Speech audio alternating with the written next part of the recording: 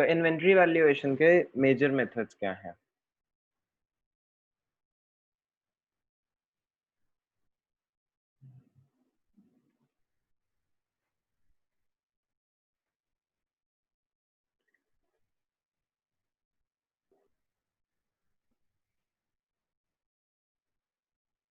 इसके दो मेथड्स हैं,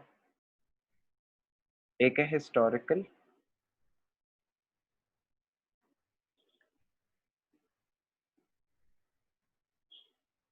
से नॉन हिस्टोरिकल मेथड।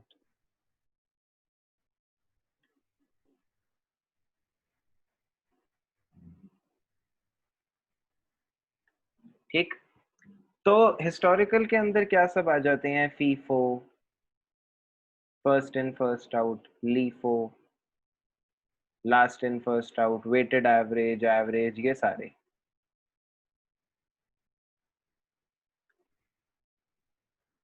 अब इनमें क्या होता है कि हमें ना इंडिविजुअल प्रोडक्ट का कॉस्ट पता होता है, हमने बस ये निकालना होता है कि जितने बच गए, क्या वो पहले वाले बच गए, क्या वो लास्ट वाले बच गए, या वो एवरेज करके जो प्राइस आ रहा है वो बच गए। हम बेसिकली इनमें ये कर रहे होते हैं। अब अगर मैं ये बोलूं कि मेरे को इंडिविजुअल प्रोडक्ट का प्राइस पता ही नहीं, जैसे मैंने तो एक लॉट खरीदा, मैंने 6 तरह के एक प्रोडक्ट खरीदे, और जिसने मेरे को बेचा उसने बोला कि सर आप टोटल प्राइस दे देना इस सब का एक सर्टेन अमाउंट। अब उस जो मैंने खरीदा है ना, उसके अंदर बहुत सारे तरीके के प्रोडक्ट्स हैं। अम, उसमें जैसे फॉर एग्जांपल मैं एक सुपर मार्केट रन करता हूँ, तो मैंने सोप भी खरीदा है वहां बेचने के लिए, उसके साथ मैंने डिटर्जेंट भी खरीदा है, उसके साथ शैम्पू भी था, उसी में कुछ और सफाई का, हाउसकीपिंग का सामान था, बहुत सारा ऐसा सामान था जो मैंने खरीदा। जिसने मुझे बेचा उसने इंडिविजुअली प्राइस कोट ही नहीं करा, उसने कहा ये सारा आपको पड़ जाएगा से 1 लाख रुपीज का। अब जब मेरे पास सामान बच जाएगा, अब मेरे लिए प्रॉब्लम ये होगी, अब मैं फीफो लीफो तो फॉलो कर ही नहीं पाऊंगा, मेरे पास इंडिविजुअल प्रोडक्ट का प्राइस है थोड़ी ना, जो मैं यूनिट इनटू रेट करके टोटल कॉस्ट निकालता हूँ। अब तो मेरे को बस यूनिट्स पता है, और मेरे को टोटल जो मैंने अमाउंट पे किया है वो पता है, और यूनिट्स भी सारे अलग अलग हैं। 5 चीजें इस चीज की हैं, 6 चीजें इस चीज की हैं, कुछ चीजें इस चीज की हैं। यहाँ पे ये मेथड्स काम नहीं कर पाएंगे। तो करना क्या है, एक और मेथड है नॉन हिस्टोरिकल कॉस्ट में जो दिया है, जिसका नाम है एडजस्टेड सेलिंग प्राइस मेथड। इसका नाम क्या है? Adjusted selling price method.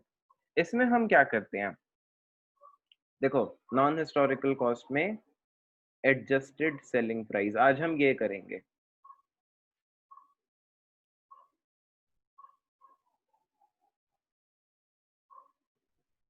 इसमें प्रॉब्लम समझ गए कि ये बाकियों से अलग क्यों है, हमें ये मेथड चाहिए ही क्यों? हमें इसलिए चाहिए कि वो शॉप्स जो एक साथ बल्क में बहुत सारी चीजें खरीदती हैं और इंडिविजुअल प्रोडक्ट का प्राइस उन्हें कोट किया ही नहीं जाता, उन्हें टोटल बोल दिया जाता है कि आप ये 6 तरह की चीजें ले रहे हो और इतनी इतने इतने क्वांटिटी में ले रहे हो, तो टोटल 1 लाख दे देना। अब उन्हें इंडिविजुअल थोड़ी ना पता, उन्हें तो ये पता है कि हम ये ओवरऑल इतनी चीजें खरीद के लाए इतने अमाउंट में, वहां फीफो लीफो काम कर ही नहीं सकता। तो फिर एडजस्टेड सेलिंग प्राइस मेथड हम यूज करेंगे। अब एडजस्टेड सेलिंग प्राइस मेथड में होगा क्या, देखो आपको क्वेश्चन आएगा और क्वेश्चन में लिखा है Messrs. X, Y, and Z are in retail business. Following information are obtained from their records for the year ended 31st March 2016. ये शॉप है Messrs. X, Y, and Z और ये रिटेल के काम में, और ये कुछ इन्फॉर्मेशन दी है। Goods received from suppliers subject to trade discount and taxes. ये 1575 500 का सामान है, इस पे ट्रेड डिस्काउंट भी मिलेगा और इस पे टैक्सेस भी पे करने हैं, वो नीचे परसेंटेज लिखी है। फिर पैकेजिंग एंड ट्रांसपोर्टेशन चार्जेस ये भी लिखे हैं। Sales during the year, sale price of closing inventory, उसने क्या बोला है, क्लोजिंग इन्वेंट्री का सेलिंग प्राइस 2,35,000। हमें क्या करना है, find out the historical cost of inventories using adjusted selling price method. वो बोल रहा है आपको क्लोजिंग स्टॉक तो बता दिया है, पर उसका सेलिंग प्राइस बताया है। जैसे मेरे पास चीजें बच गई साल के एंड में, अब मेरे को पता है कि मैं इन्हें 2,35,000 में बेचूंगा। वो कह रहा है आपने कितने में खरीदा था, आपकी कॉस्ट कितनी थी। पहले तो हमें कॉस्ट पे लाना क्यों है, क्योंकि देखो हमने ये पढ़ा है कि जो इन्वेंट्री होती है उसकी वैल्यूएशन लोअर ऑफ कॉस्ट या मार्केट वैल्यू पे होती है। मार्केट वैल्यू मतलब नेट रियलाइजेबल वैल्यू। और वैसे भी अगर क्वेश्चन ने कह दिया है तो फिर हम इफ एंड बट तो लगा नहीं सकते ना कि अरे क्यों मांग रहे हो, कॉस्ट लाना ही पड़ेगा। अब करेंगे क्या, इसका एक बड़ा सिंपल सा प्रोसीजर है। अब ऑब्वियसली प्रोसीजर लॉजिकल है, कोई रटने वाली चीज नहीं है। वो ऐसा है कि आप क्या करो, आप सबसे पहले अपनी टोटल परचेज लिख लो कि आपने परचेज कितने में किया सारा सामान, ठीक। उसके बाद आप क्या करो, आप इसमें से माइनस कर दो कि आप सारा सामान जब बेचोगे तो कितने में बेचोगे, टोटल सेल। तो इससे क्या आ जाएगा, आपके पास प्रॉफिट आ जाएगा, ठीक है। अब इस प्रॉफिट को सेल्स से डिवाइड कर देना, तो आपके पास प्रॉफिट मार्जिन आ जाएगा कि कितना परसेंट हम रखते हैं। जब वो प्रॉफिट मार्जिन आ जाएगा तो इस क्लोजिंग स्टॉक में से उतना मार्जिन कम कर देंगे तो ये कॉस्ट पे आ जाएगा। ये सिंपल कॉन्सेप्ट है इसका। ऑब्वियसली अभी क्वेश्चन सॉल्व करेंगे, ये सिंपल सी एक चीज है जो हम कर सकते हैं। जब मेरे को पता है कि मैंने सारा सामान 1 लाख रुपए का खरीदा था, ठीक।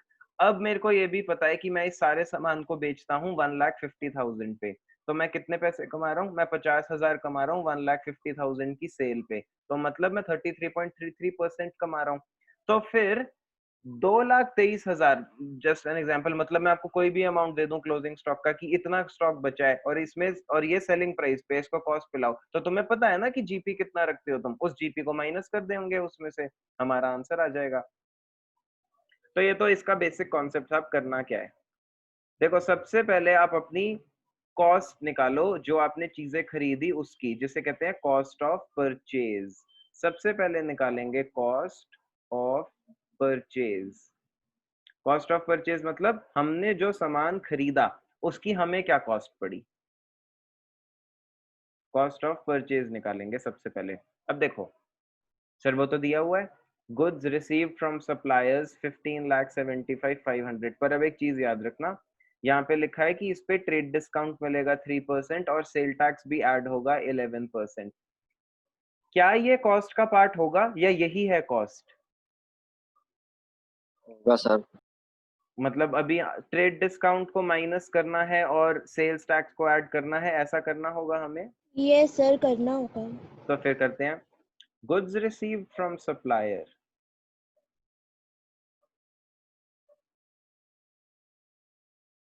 ये कितने के थे, 15,75,500, ठीक है।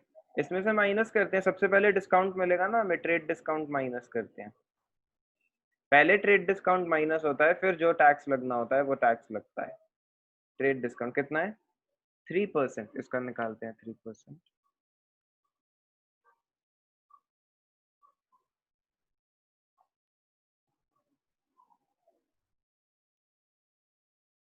47,265, ठीक है, ये माइनस हो जाएगा।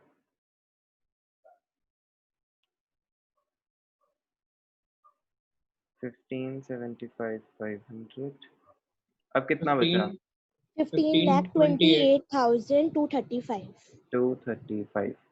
अब इसके ऊपर टैक्स जुड़ेगा क्योंकि सेल टैक्स भी देना पड़ेगा, वो आपको ही देना पड़ेगा ना 11%। तो हमने ये पढ़ रखा है कि क्या चीजें कॉस्ट का पार्ट होती है, जब तक वो प्रोडक्ट आपके पास फाइनल फॉर्म में ना आ जाए तब तक किए हुए सारे खर्चे प्रोडक्ट की कॉस्ट का पार्ट बनते हैं। तो टैक्स तो देना ही पड़ेगा ना तुम्हें, टैक्स एट द रेट 11%, इसका 11% करते हैं, 1,68,105 कर लेते हैं। वो वैसे 106 राउंड ऑफ करके होगा पर मैं 5 ले लेता हूँ। 169 आगे क्या हुआ, सही है, तुम ऊपर वाला ही बोल रहे थे क्या? नहीं, नीचे वाला बोल रहा हूँ मैं। तो 169, हाँ बोलो। 1696 340 340। तुम बोलते बोलते बीच में रुक गए, मेरे को लगा पता नहीं क्या हुआ। 0.85। वो 0.85 को छोड़ो, अब इतना राउंड ऑफ तो चलता है। ठीक है, तो ये क्या है आपका, ये आपका वो अभी आपने गुड्स जितने में खरीदे। अब देखो कुछ और एक्सपेंसेस हैं, पैकेजिंग एंड ट्रांसपोर्टेशन चार्जेस। अब आप सोचो और बताओ कि क्या ये कॉस्ट का पार्ट होगा या नहीं। सर होगा। होगा सर। होगा ना, क्योंकि होगा सर। ये गुड्स आपके पास जब आए हैं तो तब तक के लिए जो आपने ये पैकेजिंग और ट्रांसपोर्ट पे किया है, देखो ये इसका पार्ट तो बनेगा। और इसने इन्होंने 169,341 किया है, एक्चुअली राउंड ऑफ करके 1 के टुवर्ड्स ही जाएंगे, पर मैंने 1 रुपी छोड़ दिया। या चलो कर लो, ये इसको 6 कर लो और इसको 1 कर लो, 1 रुपया कोई फर्क नहीं पड़ेगा खास। अब हम इसमें ऐड करेंगे packaging and transportation, packaging and transportation cost।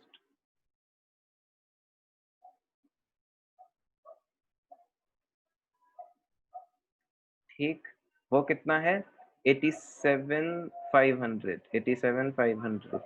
87,500।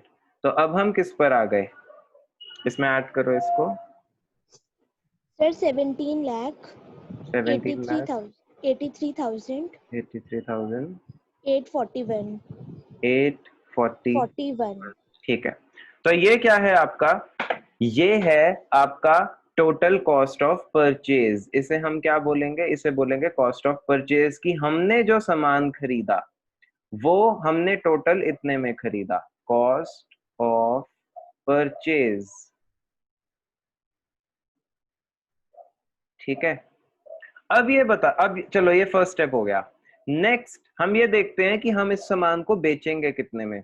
देखो आप कुछ तो सेल कर ही चुके हो, आप कुछ सेल कर चुके हो 245,500, कुछ आपने नहीं बेचा। टोटल आप कितना बेचोगे ये इन दोनों के सम से ही निकलेगा, sales during the year plus जो बच गया उसका सेलिंग प्राइस। इसी से निकलेगा कि हम टोटल कितने में बेचना चाहते हैं इसको। समझ में आया, सिर्फ सेल क्यों नहीं और इन दोनों का सम क्यों, ये बहुत इंपॉर्टेंट है। क्योंकि इस मेथड में देखो नॉर्मली हम सेल में कभी क्लोजिंग स्टॉक ऐड नहीं करते, इस मेथड में ऐड करना पड़ेगा, क्योंकि मैं ये निकालना चाह रहा हूं कि मैंने जितना सामान खरीदा और जब मैं इस सारे को बेच दूंगा तो मैं कितना प्रॉफिट कमाऊंगा। इस मेथड में मैं ये निकालना चाह रहा हूं। तो कुछ तो बेच ही चुका हूं, ये सेल तो मैं कर ही चुका हूं 245, जो बच गया है उसको मैं इतने में बेचूंगा। तो टोटल मैं कितने में सेल करना चाहता हूं, यहां आप लिखोगे सेल्स ड्यूरिंग द ईयर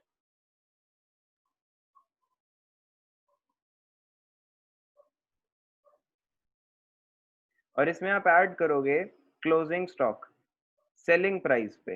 ये याद रखना, क्लोजिंग स्टॉक इसमें सेलिंग प्राइस पे ही ऐड होगा, कॉस्ट पे ऐड नहीं होगा। कॉस्ट पे होता तो वैसे तो क्वेश्चन ही खत्म हो चुका होता, बट मैं वैसे ही बता रहा हूँ कि इसमें सेलिंग प्राइस पे ऐड होगा, क्योंकि हम ये कंपेयर करना चाहते हैं कि हमने जो चीज खरीदी है उसको हम टोटल किस प्राइस पे बेचना चाहते हैं और कितना प्रॉफिट कमाना चाहते हैं। तो सेलिंग प्राइस पे ही डालना पड़ेगा closing stock,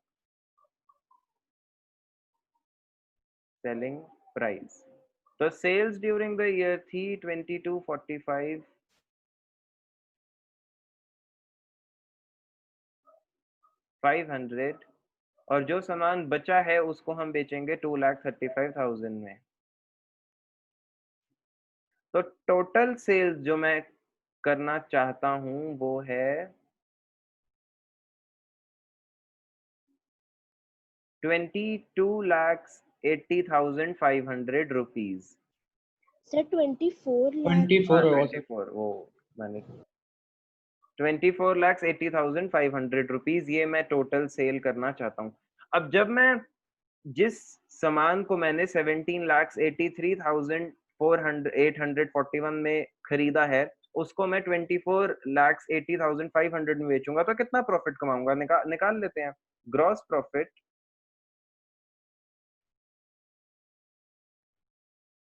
is equal to 24,80,500 minus 17,83,841। तो कितना प्रॉफिट कमा लोगे आप? सर इसका आएगा 6,96,659। 659। क्या यहाँ तक सबको क्लियर है? यहाँ Yes, तक sir. हम देखो, हमने बेसिकली क्या किया है एडजस्टेड सेलिंग प्राइस मेथड में, हम क्या कर रहे हैं, हमने सबसे पहले कॉस्ट ऑफ परचेज निकाला। अगेन कॉस्ट ऑफ परचेज और कॉस्ट ऑफ गुड सोल्ड ये दो अलग चीजें होती हैं, ठीक है। कॉस्ट ऑफ गुड सोल्ड अलग चीज है और कॉस्ट ऑफ परचेज अलग चीज है। यहाँ पे कॉस्ट ऑफ गुड सोल्ड नहीं निकालना, ये COGS नहीं है, ये क्या है, ये कॉस्ट ऑफ परचेज है। और कॉस्ट ऑफ परचेज का सिर्फ ये मतलब होता है कि नेट परचेज निकालो अपनी। कॉस्ट ऑफ गुड सोल्ड में तो ओपनिंग स्टॉक ऐड होता है और क्लोजिंग स्टॉक लेस भी होता है, यहाँ ऐसा कुछ नहीं करना हमने। इसमें हमने सीधा सीधा कॉस्ट ऑफ परचेज निकालनी है। सेकेंड स्टेप में क्या करना है, सेकेंड स्टेप में हमने ये करना है कि ये सारे सामान को आप कितने में बेचना चाहते हैं। तो कुछ तो आप ऑलरेडी बेच चुके हैं और बचा हुआ आपको पता है आप कितने में बेचोगे, तभी तो क्लोजिंग स्टॉक सेलिंग प्राइस पे है। दोनों को ऐड किया तो तुम 2480 500 पे इसे बेचना चाहते हो। अब जब तुम ऐसा कर लोगे, अब ये देखो यहाँ पे जो ग्रॉस प्रॉफिट निकला है ना, ये बाकी जब हमने पहले क्वेश्चंस किए हैं उससे अलग होगा ये ग्रॉस प्रॉफिट। क्यों? ये ग्रॉस प्रॉफिट वो नहीं है जो आप कमा चुके हो, क्योंकि अभी तक तो आपने क्लोजिंग स्टॉक सारा बेचा ही नहीं ना, अभी तो क्लोजिंग स्टॉक है। ये ग्रॉस प्रॉफिट कौन सा है, जो हम कमाना चाहते हैं। ये चीज समझ में आई? इस मेथड में ऐसे ही कैलकुलेशन होती है। मैंने अभी ग्रॉस प्रॉफिट वो वाला निकाला है कि जब मैं सारा सामान बेच दूंगा तब मैं इतना कमा लूंगा, अभी तक कमाया नहीं है। अभी तक तो सिर्फ जितना सेल किया होगा 20 to 45 प्रोपोर्शनेटली उस पे जो कमाया है वो कमाया होगा। पर इस मेथड में हम ऐसे करते नहीं, इसमें हम सीधा ये करते हैं सारा सामान इतने में खरीदा था, सारा इतने में बिक जाएगा तो मैं इतना कमा लूंगा। ये मेथड ही ऐसा है। तो हमारा ग्रॉस प्रॉफिट ये आ जाएगा, ठीक। इसके बाद आप क्या करोगे, बेसिकली हम यहाँ यही बोलना चाहते हैं ना कि जब मैं 24,80,500 की सेल करता हूं तो मैं 6,96,659 रुपीज कमाता हूं। यही बोल रहा हूं मैं कि इस अमाउंट पे, इतने अमाउंट की सेल करने पे इतना प्रॉफिट कमा लेता हूं। तो एक बार परसेंटेज निकाल लेते हैं। और यहाँ इसको GP रेशियो नहीं बोलेंगे, इसे बोलेंगे gross profit margin. Gross profit margin ये कैसे निकलता है, ये निकलता है ग्रॉस प्रॉफिट जो हमने यहां निकाला है divided by sales plus closing stock. और ये क्लोजिंग स्टॉक होना चाहिए सेलिंग प्राइस पे, और इनटू 100 क्योंकि परसेंटेज में निकालेंगे। तो इसकी परसेंटेज निकाल लेते हैं हम। ग्रॉस प्रॉफिट हमारा है 696,559 divided by sales plus closing stock selling price पे, वो तो मैं यहाँ निकाल ही चुका हूँ 24,80,500। 24,80,500 इनटू 100, बताओ कितना परसेंट आता है? 28%। नहीं, राउंड ऑफ किया आपने, सीधा तो आएगा ही नहीं। हाँ 28.08%. 28.0 हाँ तो उसे 9. टू प्लेसेस तक राउंड ऑफ करो, 8 5 Yes, है sir. तो 9 कर देंगे हम उसे, Yes, sir. ठीक है। तो सिंपल सी बात ये है, और ये निकला है सेल पे, हमने सेल पे निकाला है ना। जब मैं 100 रुपए में चीज बेचता हूं तो मैं 28.09 रुपीज कमा लेता हूं, ठीक। अब क्या है, अब तो बहुत सिंपल चीज रह गई। आपके पास क्लोजिंग स्टॉक दिया है सेलिंग प्राइस पे, आपका क्लोजिंग स्टॉक है सेलिंग प्राइस पर,